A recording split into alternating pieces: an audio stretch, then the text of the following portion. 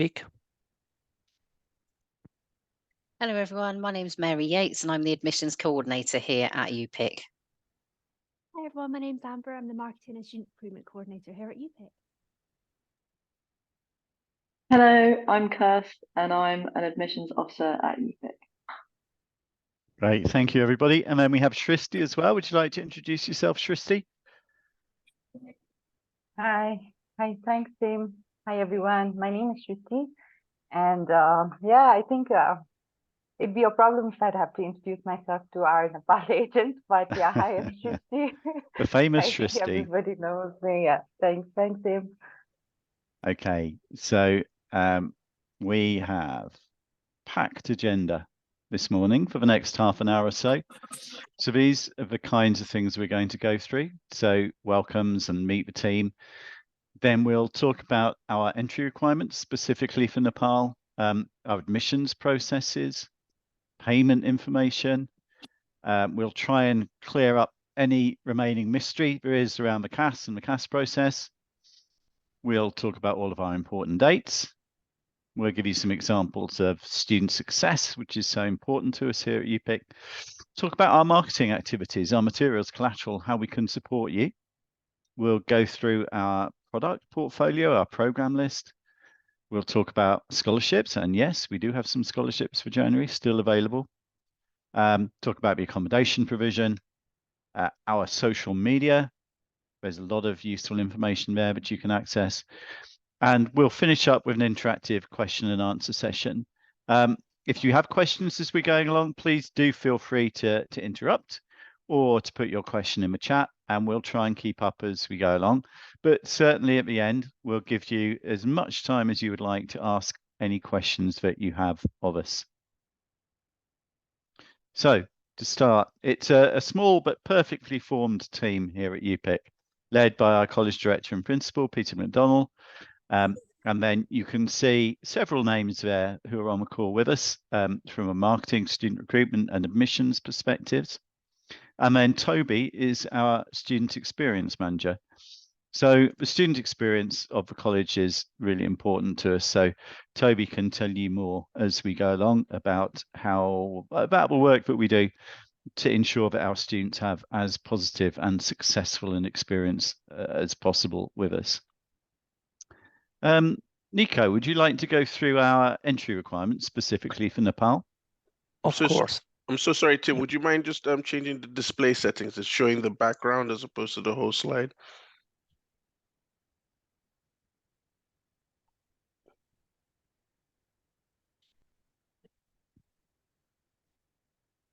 Apologies. I think it's under display settings. Yeah, there you go.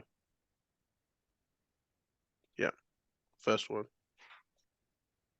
Perfect. Thank you. Hi, everybody. So at UPIC, we offer 3 kind of program. We offer foundation program, first year direct entry, and the pre-master for postgraduate. Our academic entry requirement for foundation for Nepal is the successful completion on a school leaving certificate, examination with overall pass, but it must include maths grade. For first year, excuse me, we have successful completion of higher secondary education board examination, so grade 12. For business program, it has to include maths or other quantitative subject that have been studied in the last 2 years of high school. Whereas for pre-master, we need to receive evidence of a university level qualification. If it's not a bachelor degree, at least something equivalent to a UK higher national diploma, HND. For some subjects, specifically usually for science, we would also need to see some good grades in maths and science, and for engineering, good grade in maths and physics. With regards to the English requirement, and of course, if they got an academic IELTS, that's very good. We will need 5.5 overall for foundation and 6 overall for first year and pre-master, with no less than 5.5 in each band. But if in their year 12, they got English language score, which is 55% or C+, that's acceptable instead of the IELTS for foundation. And if they got 60% in English in year 12 or a B, that's acceptable to exempt the IELTS for year 1 and pre-master. In case your student has got a study gap, we'll also require a CV explaining the gaps, what they've been doing, with start and then date of all activities and work experience. For all the applicants from Nepal, we also require a personal statement with unique answer to explain why they decided to study in the UK rather than their country or anywhere else, why Plymouth in particular, why this particular program, and if there is a study gap, why they decided to return to study now. If they got a previous visa refusal, it's not usually straight rejection. We just need to see a copy of the visa refusal, and then we will send it to our academic board for assessment. In case there's some discrepancy in terms of name, of date of birth, we'll need to receive some document to explain the discrepancy, or for example, if because the student got married, changed their surname, we can receive the marriage certificate as evidence. That's perfectly fine. And one important thing, because now we're using StudyLink for all our application, if you could please send all communication, all document via the StudyLink agent portal, so that to keep all the document communication regarding an applicant all in one place, that would be perfect. Great, thank you, Nico. And then moving on to payment information, just to remind you that for our short 1 semester pre-masters program, we require 100% payment of the tuition fee in advance before issuing the CAS. For foundation and first year programs, it's 50% of the first year's tuition fee. And payments now are made through Flywire. That's relatively new for us, so that should make things much smoother, more straightforward. We're currently saying that for January entry, 24th of November is our payment deadline, but we can be a little bit flexible on that. But clearly, as we get closer to the start date in January, anyone who's paying later will need to confirm for us they're going to use priority or super priority visa services. Anyone who wants to take out the Navitas insurance policy, NavInsure, very welcome to do so. And that £380 fee has to be paid along with the deposit.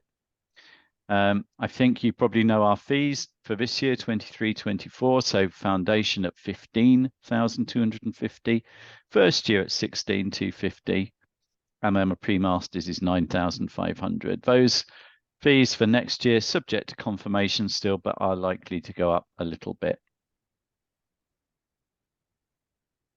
The CAS demystified. Remove the mystery for us, Mary. Okay, so the exciting part of the student's journey is the bit towards the CAS. So once we've issued the unconditional offer, we just require that the student returns the acceptance form and confirms that all the details on the provisional CAS are correct, or they can make amendments at that point, because it's very important that they are correct, because that information will be put onto the CAS. If we've got an under 18 student, the acceptance form will also contain details for a UK guardian to be appointed. And we do actually contact the UK guardian to ensure that they are aware that they have been appointed as the UK guardian and could look after the student if necessary. Once we've had the acceptance form and the deposit paid, then we will send out an online link to the pre-CAS checklist, which is just a simple set of questions that the university asks the student to answer, and it's important that they do so completely. And then once we've got that back, we will ask for their bank statement or loan letters. We need to make sure that there's enough money in the bank statement. These are UKVI requirements, not just us. So what we're trying to do is put the student in the best position to enable them to get their visa successfully. So we need a bank statement with enough money, which is the 9,207, which is the current UK living cost requirement, and then whatever the remaining balance is for their first year, so the rest of their deposit to pay. So if they're a pre-masters, it's just the 9,207. For any undergraduates, it's whatever remaining deposit plus the 9,207. The requirement currently is that those funds are shown for 28 consecutive days, and the statement must be quite recent. It mustn't end more than 31 days prior to when they get their visa, when they submit their visa application. The other thing that we require is that the contact details of the bank are on the bank statement. UKVI frequently will contact the bank, and if they can't contact the bank, they will refuse the visa. So it's very important that the bank's contact details are on the statement or the loan letter that's provided. The bank statement must be in the student's name, or it can be in the parent or the legal guardian only. We can't accept business accounts. If the statement isn't in the student's name, then we will send you a copy of a financial consent letter that the parent can edit, and also we would require the birth certificate to make sure that the relationship is clear. Once we've checked the bank statement and we're happy with it, we will then raise the CAS. Now, the good thing about UPIC is that we have the authority within this office, so those of us that are here are able to issue the CAS from here. So we don't have to wait for the university to do that. We have a license from the university to actually issue them. So as soon as we get your documents, we will be, as quickly as possible, issuing the CAS out to you.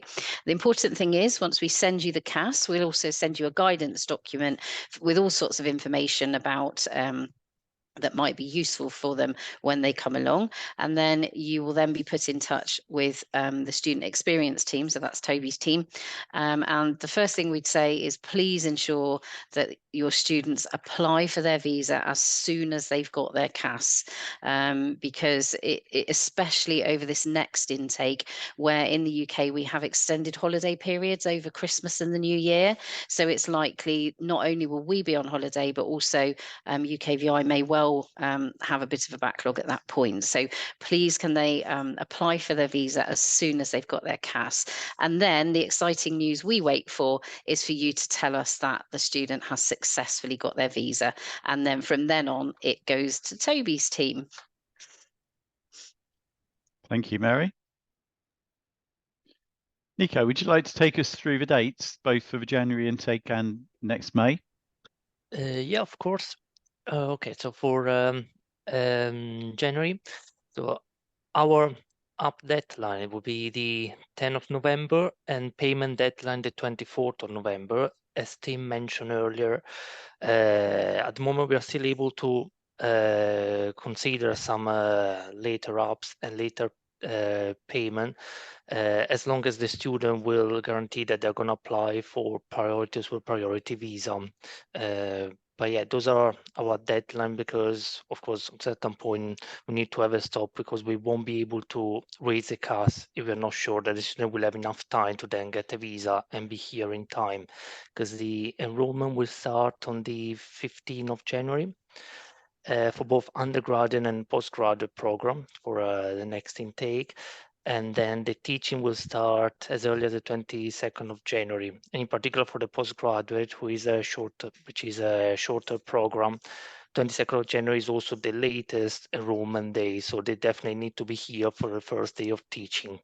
While for undergraduate, because they usually got 2 semesters, we allow them to enroll up to the end of the second week of teaching, which will be the 2nd of February.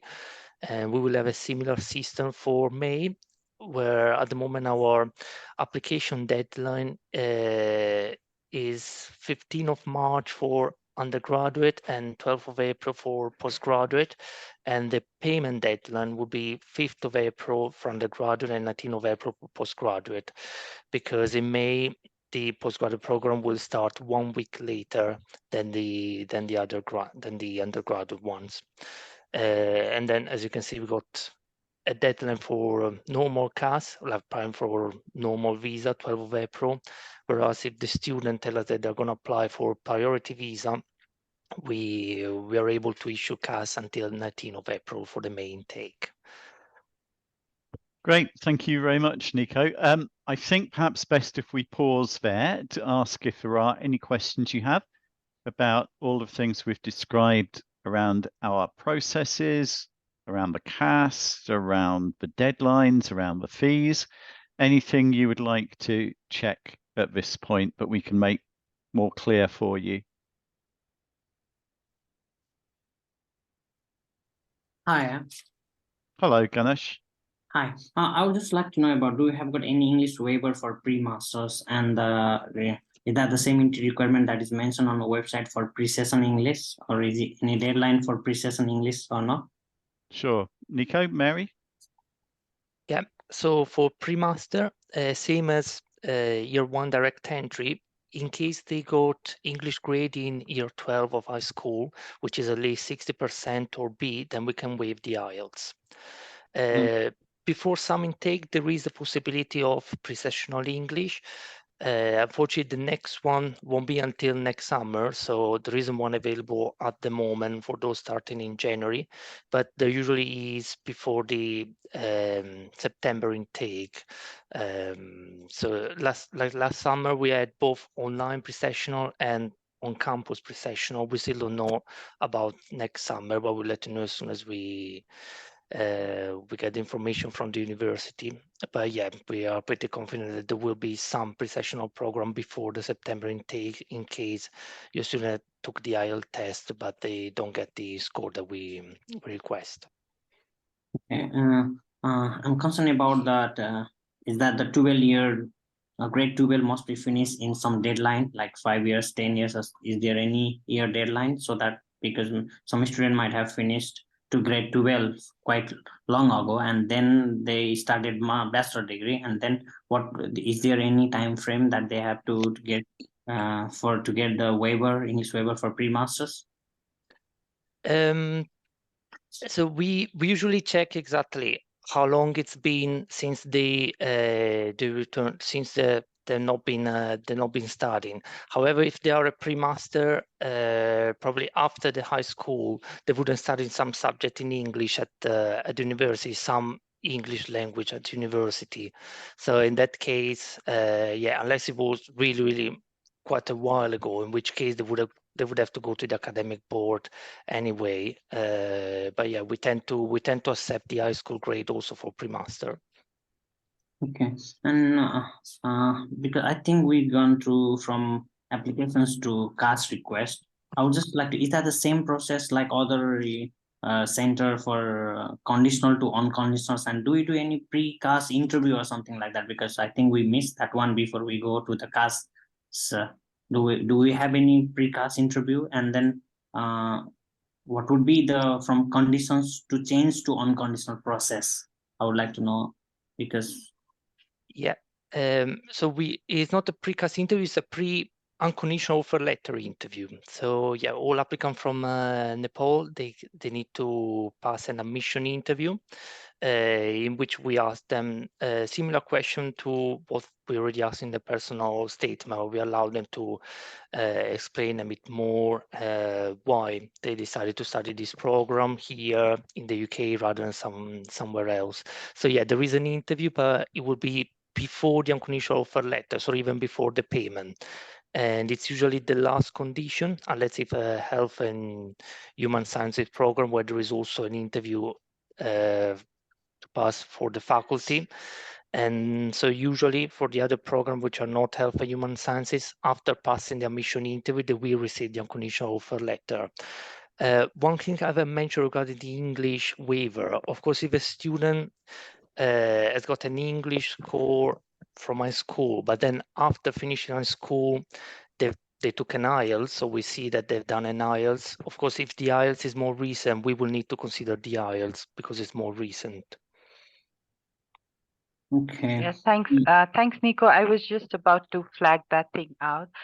So how this English language waiver thing works is you cannot submit an IELTS or PTE score where student is not meeting the requirement and then later claim that, oh, the student had B in English. That's not how it works, because like Nico said, the English language test, the proficiency test that the student gave, is the most recent one. So we would be evaluating whatever is more recent. So how this waiver works, in which scenario this works is, say, for example, you have a student, the student does not have time to give the IELTS test, but they're really keen to join UPIC. That's when you can think of English language waiver as an option, but not when the student has not met the English language requirement. Thank you, Shristi. Just one more query, because for to chase for the interview, is that we can do? Is there any that can be done through portal or itself? Once conditions are met, interview will be requested. Can be requested, or the automatically the system will generate for the interview session or something like that.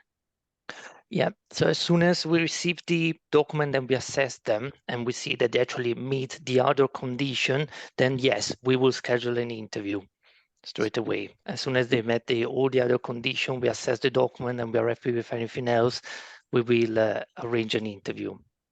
Okay, this is sometimes some student has to be prioritized or something. What would be the mechanism for us to request you so that you can have an interview for those students on a urgent or priority basis? Is there any mechanism for that one?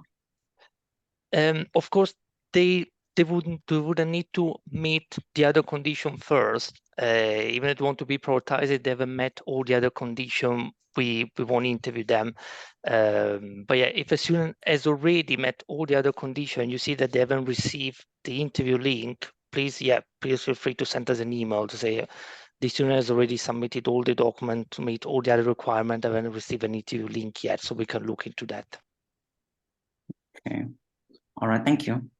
No problem. Thank you, Nico. Thank you, Ganesh, for all of those questions. So are there any more questions that we can take before we move on? For the pre-masters, the visa is ICAS or single CAS? For pre-masters, it's a single CAS. So any offer that we make is for, in effect, what the student will graduate with from the university. So for a foundation program or undergraduate year 1 program, it will be for the final graduation from a university's degree.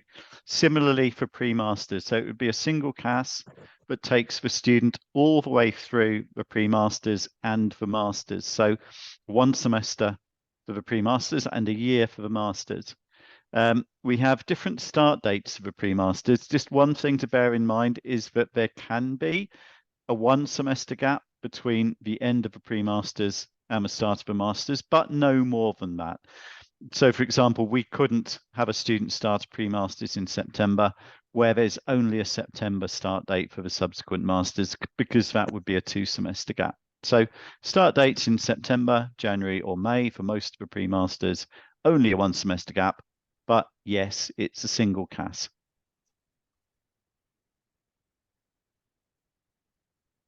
Okay, moving on to student success, and we've talked a lot about process and all of that so far. We just want to talk a bit more about the character of UPIC and what's important to us here in Plymouth, and what's important in working with the partner university as well. And student success is right at the top of the list of things which are important to us.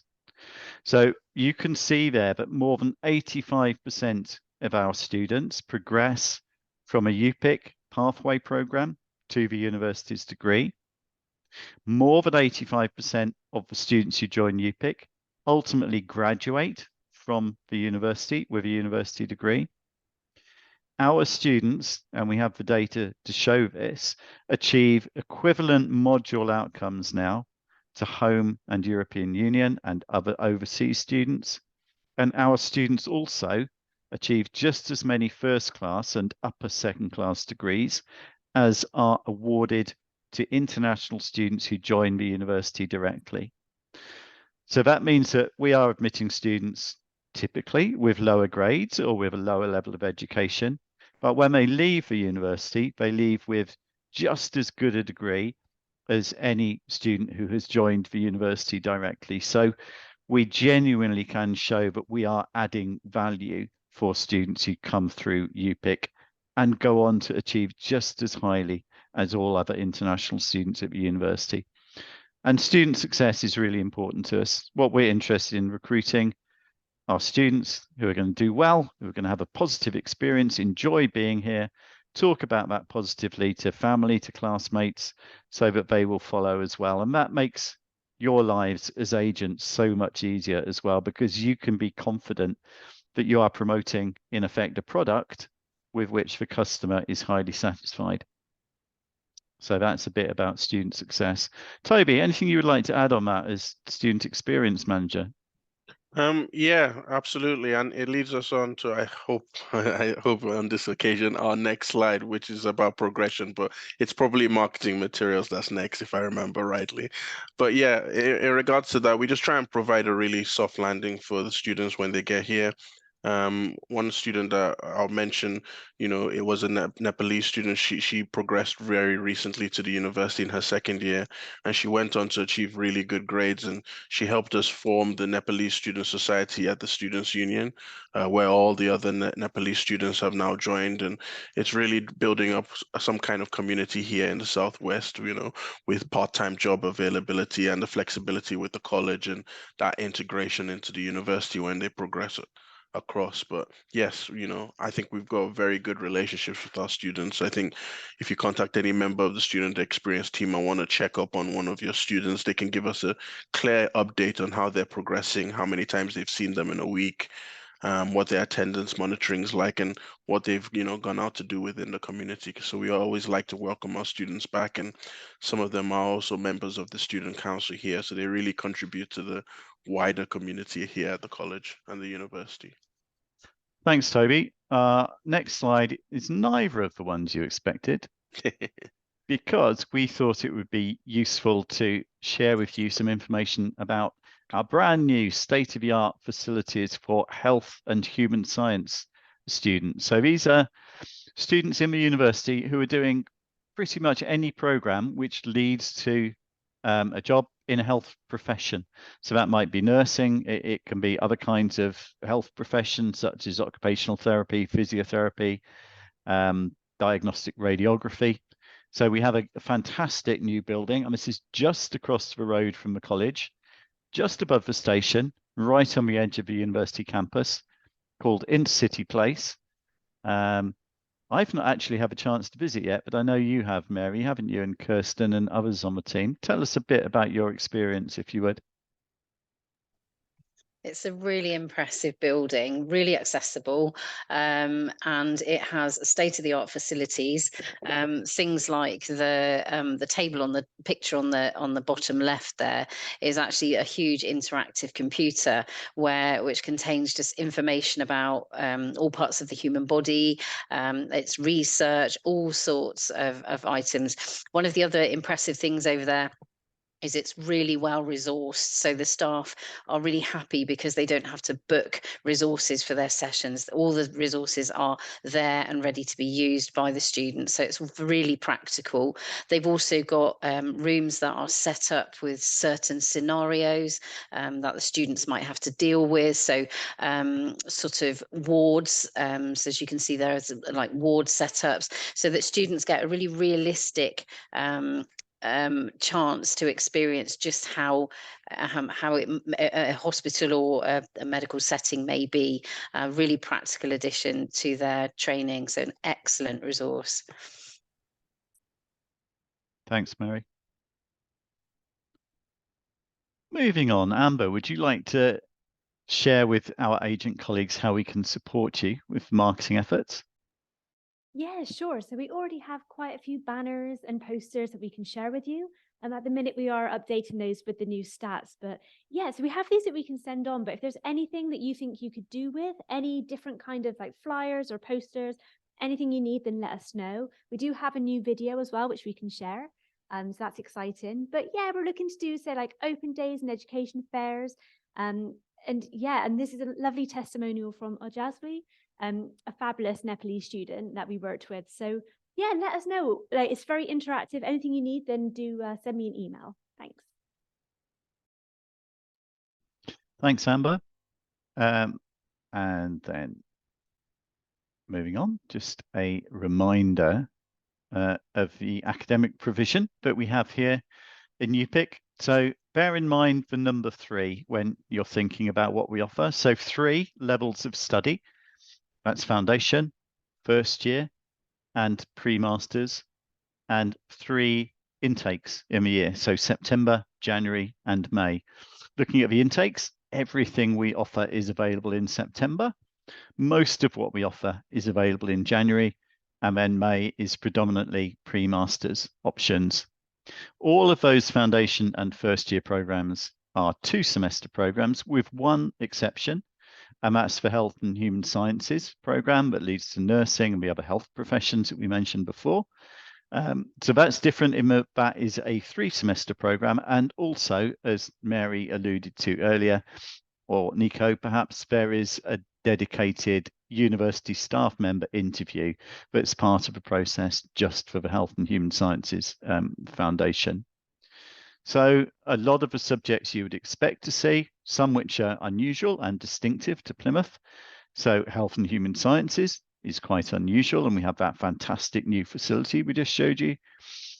We are a coastal university, and we're in the top 5 in the world for all things marine and maritime in terms of teaching and research. So we have lots of programs related to marine, coastal sciences, to maritime business, for example. Tourism and hospitality. I know there's a lot of interest in those programs amongst Nepalese students. We have that at foundation, at first year and pre-masters levels. And generally in pre-masters, there is an expanding range of provision there. So some of the usual programs you would expect, like business and management, but we've also been able to add education, psychology, recently, for example, communication design. So a wide range of programs there at foundation, first year and pre-masters levels, and with 3 start dates in September, January, and May. Pre-sessional English, we've touched on this before, but Nico, do you just want to go over that quickly again? Sure. So as we mentioned, our general entry requirement, for example, we consider the IELTS is 5.4 overall for foundation and 6 overall for first year and pre-master, with no less than 5.5 in any band. If your student has taken an IELTS but didn't get these scores, they go short in some bands, sometimes we can offer a pre-sessional English course for them to reach the requested English level before they start the main program. At the moment, there are not, unfortunately, any available before this January intake, but there should be before the September intake. Usually there is none before the main intake, unfortunately, but in summer there should definitely be some pre-sessional English course. There are different duration according to the score that the student received. For example, if they're short only in one band for half a point, they can join the 2 weeks pre-sessional, or otherwise sometimes there is a 6 weeks, 8 weeks, sometimes even an 11 weeks according to the score they received. They can be online, in which case they would receive the CAS after successfully completing the pre-sessional English course, or on campus, in which case the CAS would also cover the pre-sessional English. So we'll receive the CAS, come here for the pre-sessional, and stay here for the rest of the program. In case they want to join an on-campus pre-sessional English program, the IELTS that we need to receive must be a CELT, so an academic UKVI IELTS. If it's online, it doesn't need to be a CELT. It can just be an academic IELTS. Just a little addition to that. If your student is reliant on a PTE score, the university have added an extra condition. So if they are using a PTE score, we just have to get the university's approval on their application. So we would just add that condition at the end before we can issue the unconditional. Thank you, Mary and Nico. Any questions at this point? Maybe best to pause again, ask if you have any questions about the academic provision, about the English programs.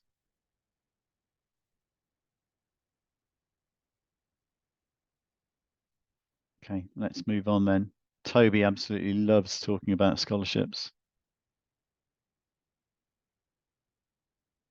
Yeah, so that brings me on to the student that won the Academic Excellence Award, Gia Canal, last year. So she qualified for the 23-24 academic year.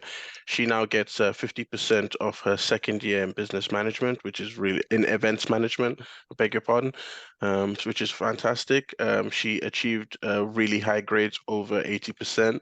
And she also attended more than 85% of all her classes. I think every student should attend everything, you know. You should get what you pay for, I believe. Apart from the Academic Excellence Award, which obviously is only one person selected, a number of students are qualified if they progress across to the faculties mentioned in the slide there on your right. £2,000 off their next academic year fees in the university. So, i.e., they complete a foundation and a first year with the college, they progress across to the university in their stage 2, which is their second year, and they will qualify for £2,000 off the university's fees. I believe we do also have some £1,000 scholarships available apart from that. We do, Yeah. Toby, you're right. So specifically for our Nepalese agents and students leading into January, we do have a number of discounts, scholarships available for payment by our payment deadline. So to be eligible, you would be required to pay the deposit. So that's 50% of a foundation or first year fee or the pre-master's fee. And then there's a £1,000 discount available for payment by the 17th of November. Yeah, that's correct. So yes, as you can see, there's a few exemptions of faculties that this doesn't apply to, but this is constantly being updated. So please have a look at the university's website and the links that we share, and you can find some more up-to-date information. If any of you in the past have sent students our way, so you have students currently with us or who have progressed to the university, please get in touch with either Amber or myself, and we can almost certainly get in touch with them and create some kind of testimonial. So at least it shows from your agency. So have joint branding from us as well as yourselves to help showcase students who are doing very well and progressing across to the university.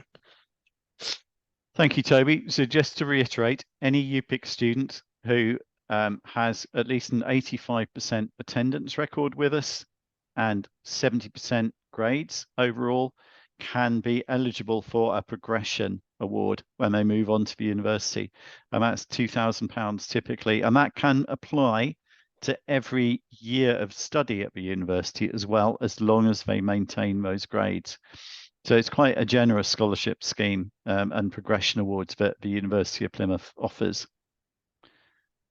Any questions about scholarships before we move on and Toby takes us on a drone tour?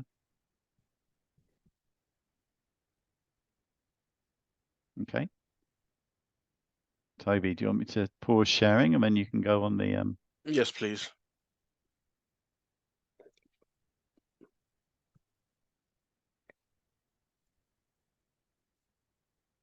Okay, so what we're going to do now is give you an idea of the way Plymouth looks, how it is to be a student here, to live here and to study here.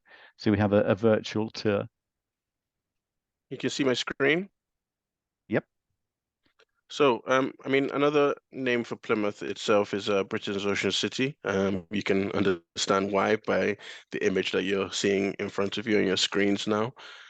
It's a coastal location, as you can imagine. It's got good ferry access, so we have boats that come across from Santander and Roscoff, so Spain and France quite frequently. So that provides hospitality opportunities for students who potentially want to work part-time. We've also got this amazing tarmac overlooking this crazy view. I think every day it surprises me how beautiful. Good crazy, you mean, don't you, Toby? Yeah, crazy is always positive, isn't it? With Smeaton's Tower, which is our lighthouse here. In the past, we used to have our graduations up on here on the tarmac overlooking the sea.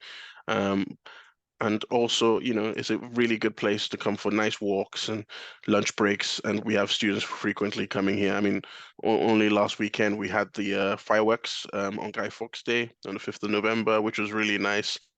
Loads of fireworks, loads of little fairground rides all up on here. Really good place to commute to.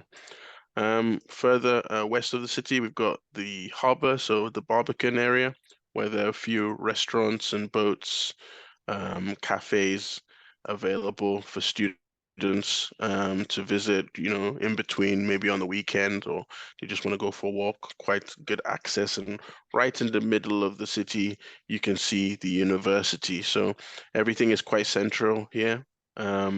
Accommodation is within a close walking distance from campus. We've got the train station, which is also located right opposite the college. The college is actually where my cursor is right now.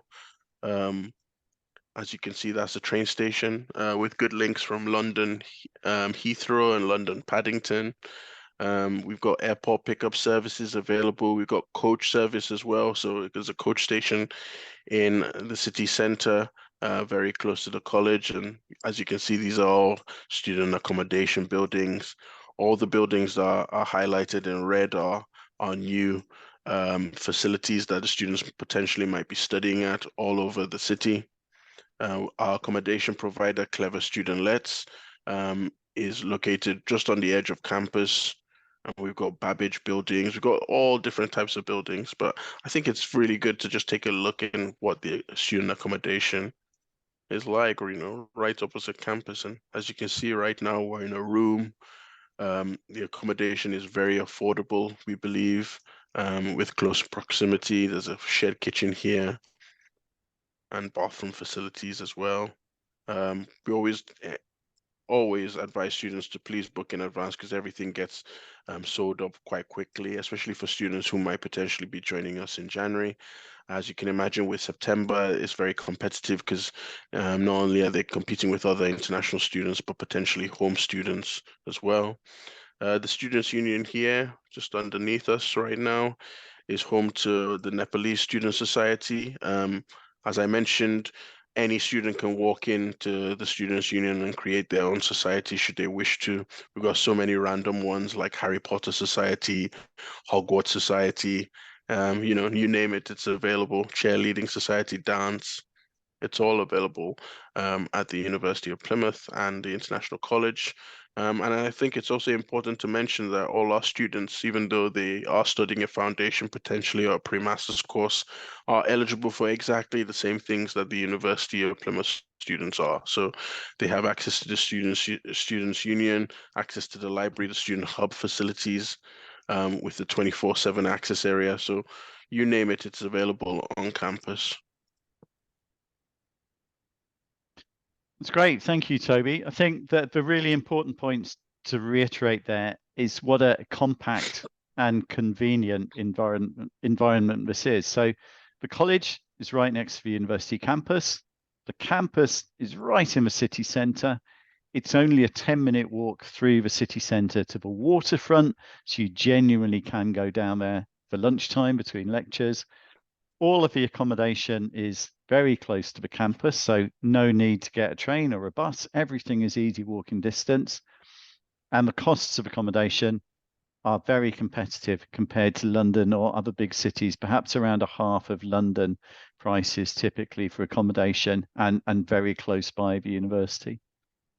As we go around there, you can see the station is just across the road from the college, so literally 2-minute walk from the station to the college, or the coach station is about 5 minutes walk away, and the college is right on the edge of the campus. I've put a copy of the link to this on the chat, so please feel free to save it and use it later. I think it's a very useful conversion tool for students who want to get a feel of where their study destination is.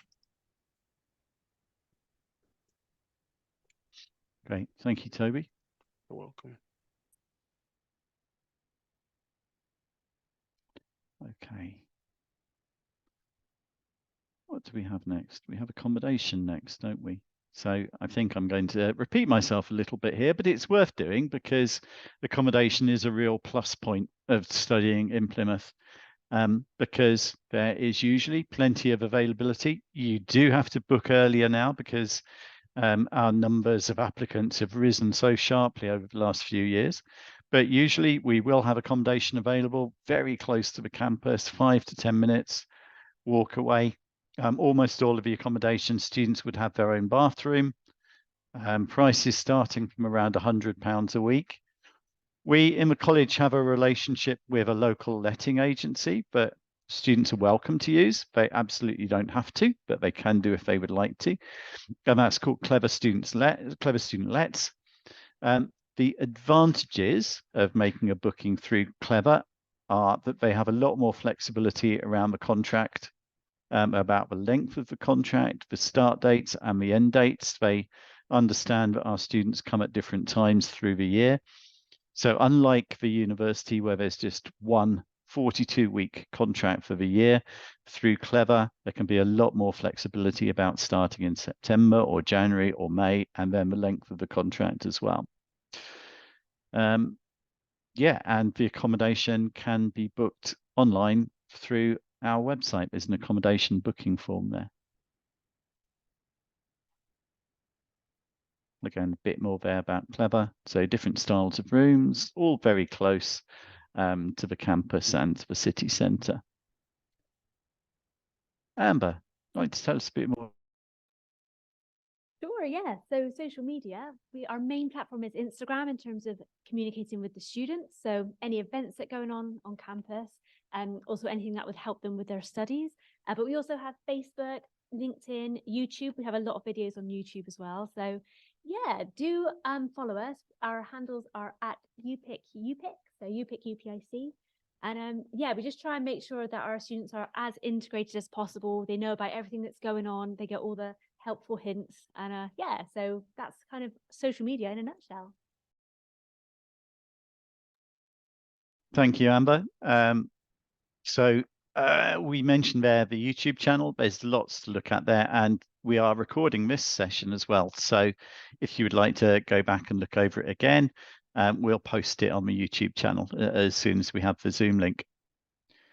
So let me pause again to ask if there are any questions at this point. We're getting close to the end now, so I think we've shared most of the information we wanted to share, but we have some questions we can go through. We'd like to do a bit of role play here and see who we can catch out in the UPIC team. But if before we start, there's anything you would like to ask, please jump in.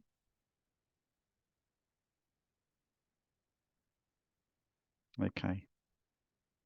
Toby, is there an option to study online? No, unfortunately. From an academic point of view, I think some of our pre-sessional courses are online, but that's as far as it goes. You need to be here face-to-face to complete your studies. Thanks, Toby. I know Amy particularly likes to talk about study gaps. What if a student has a study gap, Amy? I think her microphone's not working.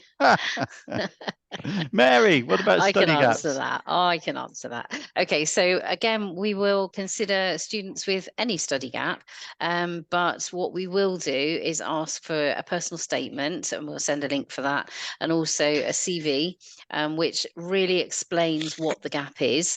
And in some study gaps, we would need to send all the documents in the application to our academic board to consider, and they can then make a decision about whether we can continue with the application. So absolutely, send in an application, make sure it's backed with a really good CV and a personal statement that explains why they really want to come back to study now, what their motivation is, and make sure that they filled in all the gaps so that we can see all of their experience and their employment or any other activities that they've been doing, but we will consider. Yeah, thanks, Mary. So I know some colleges, it's an absolute no on study gaps, or they're really strict, like no more than a year. But we like to look at the whole application. So it can be that somebody's done something actually really useful and interesting during a study gap that adds value to the application. So as Mary says, put the application in. We'll take a proper look at it as a whole and make a positive decision if we possibly can. Can students book accommodation outside of Plymouth? Shall I answer this one? Give you all the rest. Yes. The key rule here about booking accommodation is that you will need to be available to be in the college, or your students will, Monday to Friday between 9 and 5. So you don't have classes during all of those hours, but you do have to live somewhere where you can easily reach the college by 9 o'clock in the morning and where you can comfortably get home if your last class finishes at 5 o'clock. So we tend to talk about living in an easy commutable distance rather than saying you have to be in Plymouth. It's not difficult to be in Plymouth, especially if you book early, but you absolutely cannot live in London or Manchester or Newcastle and think that you might come down once a month or study online.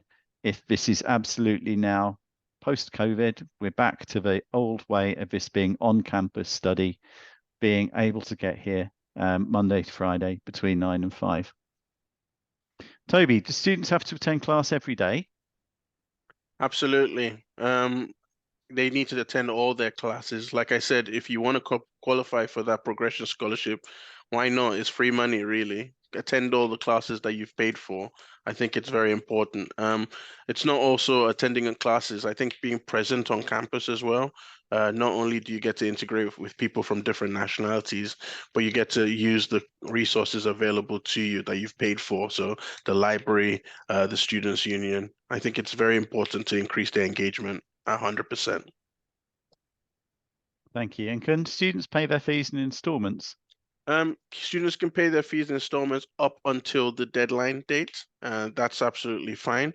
So for instance, if a student was joining us in January, they would have paid 50% of their tuition fees, which will qualify them for that January semester.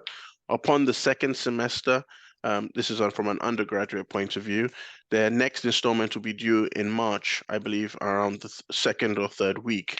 So they can make installments January, February, up until March before that deadline. If you're studying a pre-master's, you're already paying us 100% of your fees. So there's no need for any payment deadlines from that point of view. Can I just confirm on that case? Toby there was talking about the remaining fees on any balance for that first year. Obviously, for us to issue the CAS, we will require whatever the deposit is. So either the 50% or the 100% if it's the pre-masters. So obviously they can pay that in bits, but we will not be able to issue the CAS until we've got the amount required. Yeah, that's from an on-program point of view. Okay, so I think you've heard all of the UPIC voices so far, except for Kirsten and Amy. So I'm going to throw the last question their direction. Are there any opportunities for part-time work? Yes, students can avail of part-time opportunities in the area. However, they will be limited to 20 hours a week as per their visa. Oh, and we do also, there are career fairs ongoing during the year. Isn't there one on at the moment? There was one on yesterday on the uni campus, which offers part-time work and careers opportunities after you've graduated. Great, thank you both. So those are our set of frequently asked questions, but I'll pause again and ask if you have any more questions before we wrap up.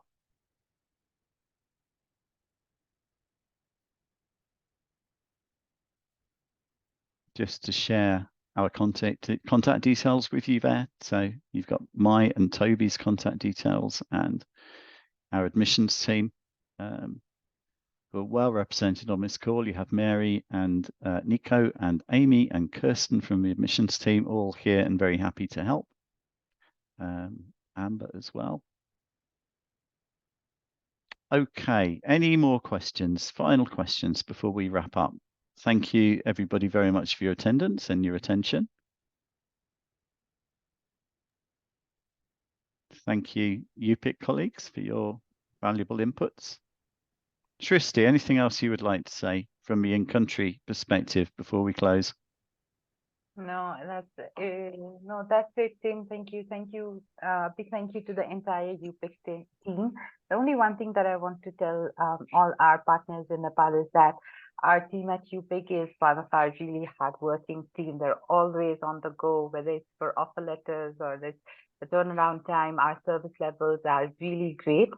But still, if you're facing any problems with whether you're not receiving the offer letter or correspondence or like the interview dates that we spoke about, please feel free to reach out to me, and then I'll reach out to my colleagues at UPIC. Thank you, Shristi. So we'll end it there. When I have the recording, as I said, I will share that with you and also the slides that we've been through. And I think the one thing that remains for me to do is wish everybody in Nepal happy holidays next week. I understand you have holidays, so I hope you enjoy that very much. And we look forward to seeing you again soon and to receiving all of your applications. Thank you, everybody. Bye. Thank you.